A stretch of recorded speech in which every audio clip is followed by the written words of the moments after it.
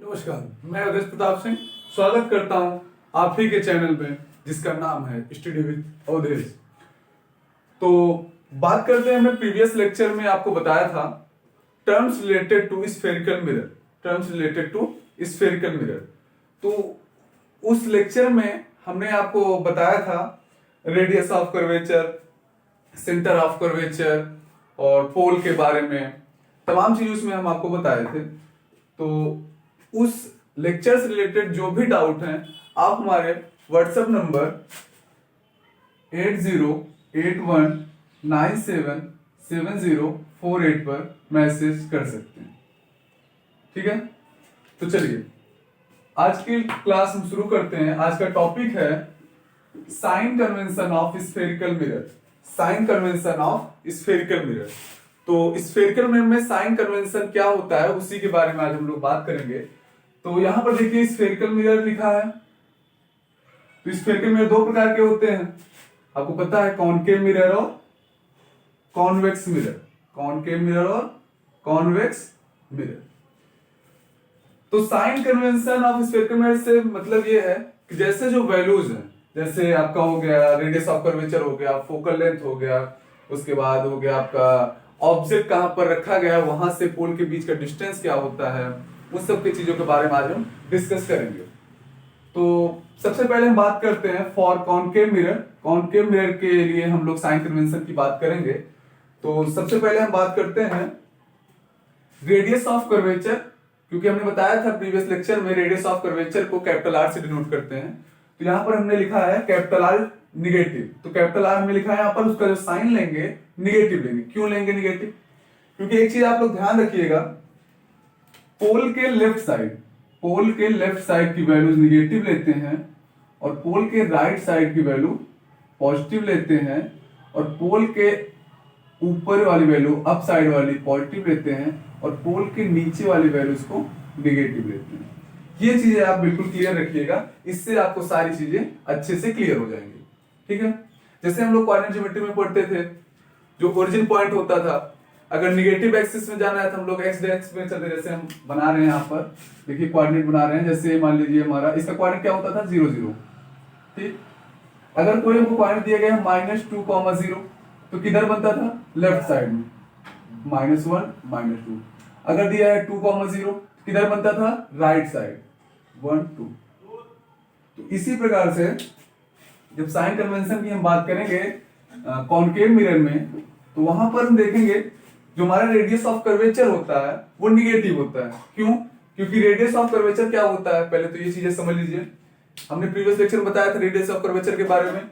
Centre of curvature से पोल के बीच का जो डिस्टेंस होता है वही रेडियस ऑफ कर्वेचर होता है। इसे कैपिटल आर से डिनोट करते हैं। तो देखिए यहां पर लिखा गया है सेंटर ऑफ कर्वेचर से पोल के बीच का जो डिस्टेंस होता है वो कैपिटल आर होता है। तो बताइए पोल के राइट साइड है लेफ्ट साइड? तो ये लेफ्ट साइड है, तो इसलिए कैपिटल आर की वैल्यू निगेटिव लेते हैं, मतलब रेडियस ऑफ कर्वेचर की वैल्यू निगेटिव लेते हैं। ठीक है, क्लियर हुआ? चलिए अब बात करते हैं focal length. Focal length positive होता है या निगेटिव? तो आप लोग हमें थोड़ा सा बताइए कि फोकल लेंथ जो होता है, ये फोकस से पोल के बीच के डिस्टेंस को फोकल लेंथ कहते हैं। फोकस से पोल के बीच के डिस्टेंस को फोकल लेंथ कहते हैं। तो भैया फोकस देखो, फोकस किस साइड है? पोल के लेफ्ट साइड है। तो लेफ्ट साइड है तो वैल्यू कैसी होगी? निगेटिव होगी। ये इसीलिए हम फोकस की जो वैल्यू, फोकल लेंथ की जो वैल्यू है, निगेटिव लिखे हैं यहां पर। क्लियर? यहां तक समझ में आ गया हो तो आप लोग नोट कर लीजिएगा। चलिए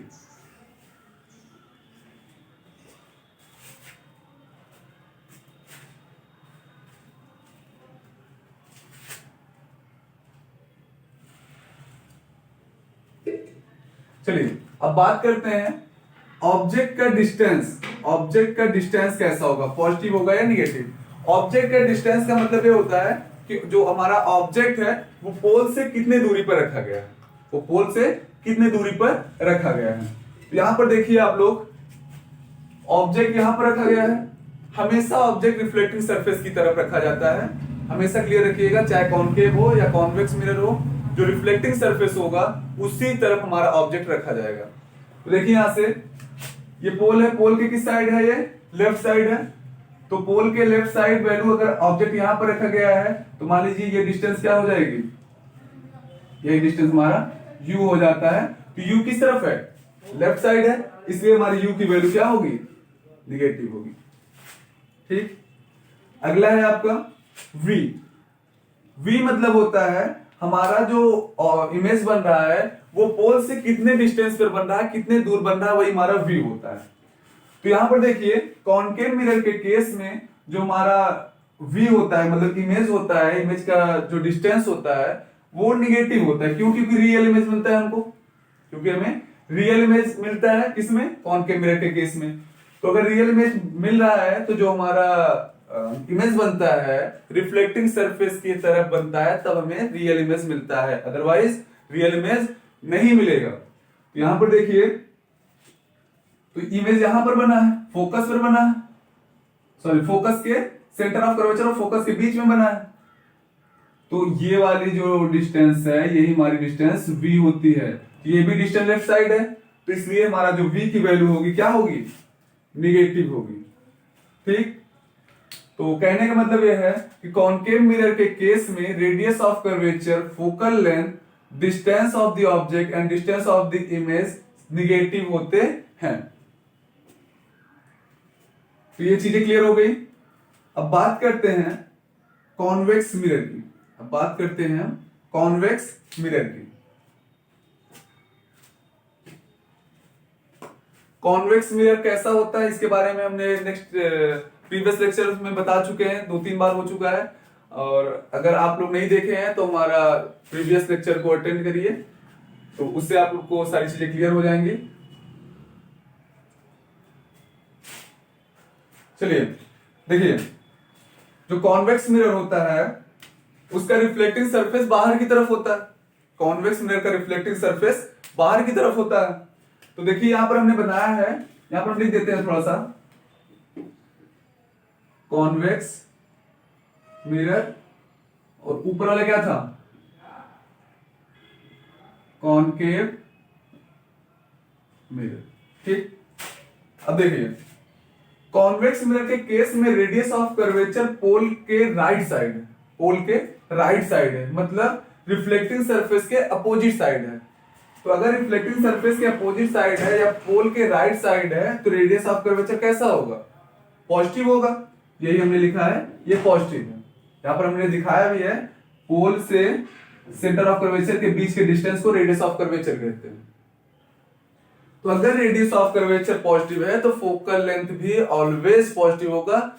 हमेशा ध्यान रखिएगा, क्योंकि अभी आपको जो मेरे फार्मूला बताएंगे तो एक रिलेशन होता है एफ और आर में, मतलब फोकल लेंथ और रेडियस ऑफ कर्वेचर में, जो कि क्या होता है, F equal to R by two, F equal to R by to.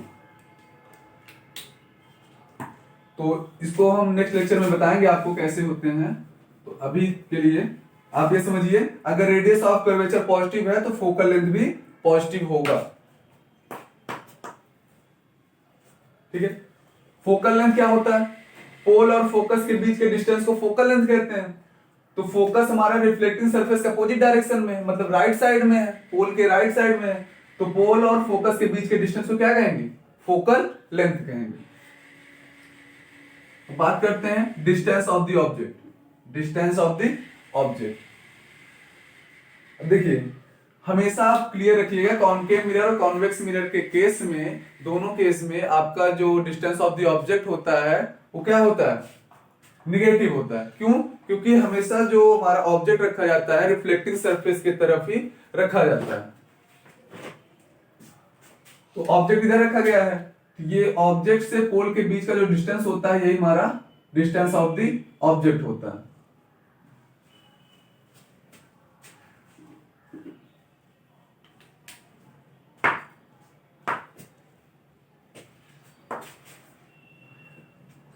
Clear.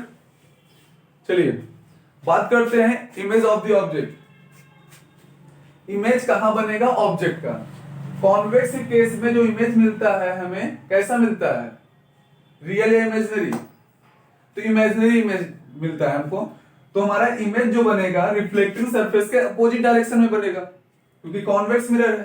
तो कॉन्वेक्स मिरर में जो हमारा इमेज बनेगा वो रिफ्लेक्टिंग सरफेस के अपोजिट डायरेक्शन में बनेगा। तो अपोजिट डायरेक्शन मतलब पोल के राइट साइड में बनेगा। तो जहां पर भी बनेगा वहां से पोल के बीच का जो डिस्टेंस होगा वही डिस्टेंस क्या कहलाएगा, इमेज का डिस्टेंस कहलाएगा। तो अगर पोल के राइट साइड में बनेगा तो हमारा इमेज का जो डिस्टेंस होगा कैसा होगा, पॉजिटिव होगा। कैसा होगा, पॉजिटिव होगा। ठीक है, तो यहां तक आप लोग थोड़ा सा समझ लीजिए, एक बार फिर से रिवाइज करा रहे हैं। कॉनकेव मिरर में हमारा रेडियस ऑफ कर्वेचर निगेटिव होता है, फोकल लेंथ निगेटिव होता है, distance of the object negative होता है, distance of the image negative होता है। ये कॉनकेव केस में होता है। अगर बात करें हम कॉन्वेक्स की, तो कॉन्वेक्स के केस में रेडियस ऑफ कर्वेचर पॉजिटिव होता है, फोकल लेंथ पॉजिटिव होता है, distance of the object negative होता है, distance of the image positive होता है। ठीक है, यहां तक कोई डाउट हो तो आप लोग बताइए। नो सर, ठीक है। चलिए, अब यहां तक हो गया। आपको हम नेक्स्ट लेक्चर में image formation by spherical mirror और मिरर फार्मूला के बारे में बताएंगे। तो अगर कोई डाउट हो तो आप लोग कमेंट बॉक्स में जरूर बताइएगा, और लेक्चर अगर अच्छा लगा हो तो शेयर और लाइक जरूर करिएगा। आज के लिए बहुत है, थैंक यू।